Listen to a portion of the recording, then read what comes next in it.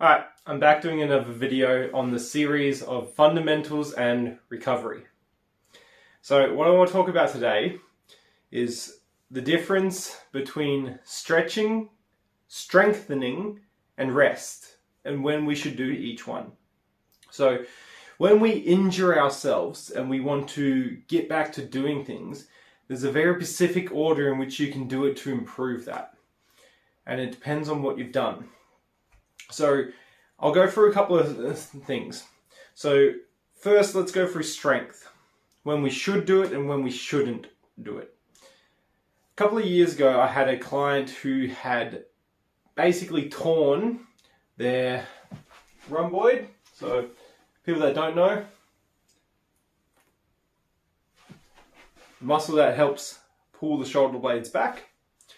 They had a 1 to 2 degree tear in the rhomboid, and they went to a physio, and the physio had told them to strengthen their torn muscle. Let's think about that. So if your muscle is torn and ripped, and so all the edges, imagine like a rubber band, all the edges are not stuck together, and you're trying to strengthen it and work it harder, it's not going to end well. And that's exactly what happened to my client. He tried all these exercises to strengthen a torn, injured muscle, and it got dramatically worse, and to the point where he could no longer do simple functions. And I told him, like, how long was your initial rest? He said, no, this guy got me doing strengthening exercises 3 days within injuring it. So we don't want to strengthen torn muscles because we do more damage to them. So when we're talking about the difference of strengthening and stretching, so stretching is the muscle lengthening, strengthening is the muscle shortening and getting thicker. So rule of thumb, if we have torn a muscle, we don't want to strengthen it. We want it to be in an active range. We don't want to be strengthening it. So no weights with a torn muscle. So when we should strengthen a muscle is when we have compensation or weakness. So if my shoulders are forward, my chin is forward, and I'm getting lots of pain up my neck, that's a compensation for my posture. So one thing I might do then is strengthen the rhomboids. That's going to actually pull my shoulders back. So we strengthen when we have essentially when we're out of alignment or when something is out of balance in our strength. So if I'm stronger in the front of my chest and not in the back, and that's causing pain, I would strengthen the back. If I have weakness, if I try to lift something up and I'm too weak to do it, it's not painful, I just struggle to do it, or I have to throw my shoulder up to lift it, I need to strengthen things. Figuring out what muscle to strengthen or stretch or rest is sometimes hard. So if you don't know, always seek more professional advice. So that's strength. So stretching. When should we stretch and when don't we stretch? So with stretching, if we have a torn muscle, we can take it through a slow, passive and active range of motion. So again, with the situation of the rhomboid, one of the things I've done with this client first is I actually just started by mobilizing his arm really, really gently for about 5 minutes. That took the pain away so I could work it.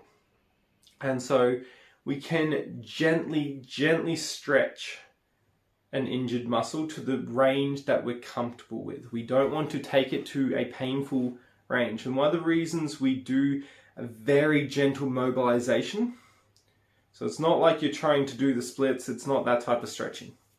No, absolutely not. You'll hurt yourself, same as strengthening.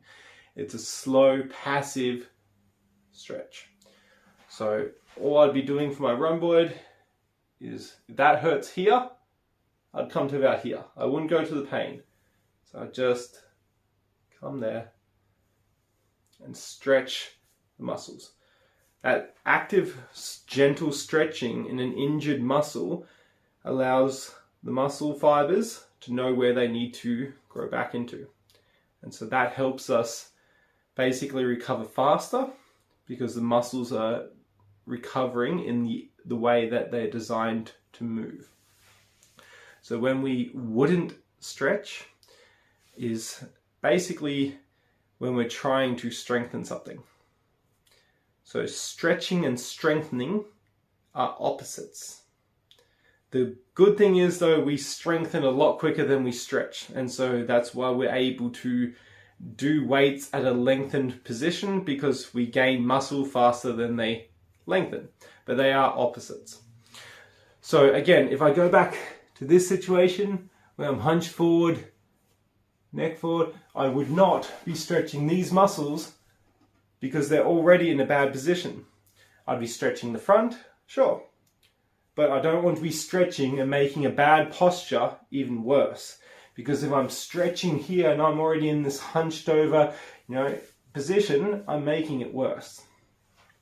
So the last one is when to rest.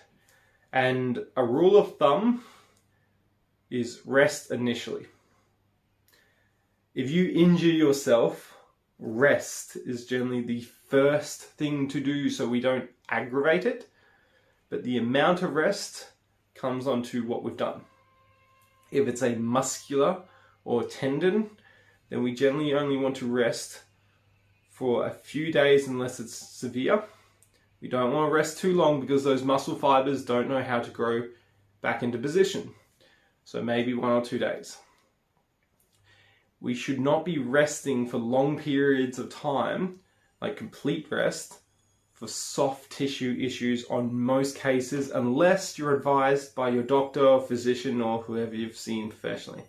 In most cases, for a minor to moderate soft tissue damage, we want slow movement to allow our muscles to grow and heal properly. When we absolutely don't rest though, is essentially when we're stopping for too long, we can create other problems.